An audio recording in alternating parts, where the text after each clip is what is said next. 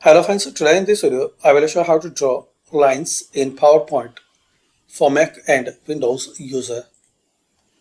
Method are same. Open PowerPoint.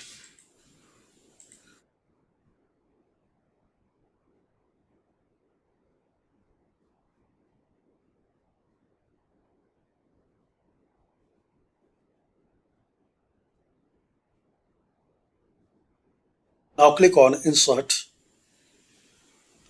Here click on Shapes. Select Line.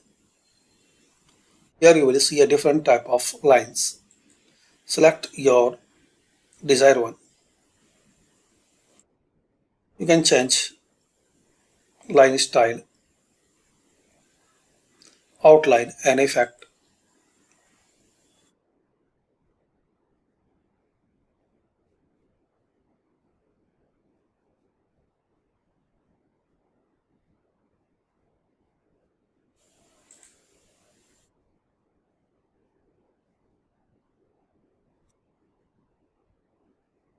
So this is the basic video to learn how to insert or draw a line in PowerPoint.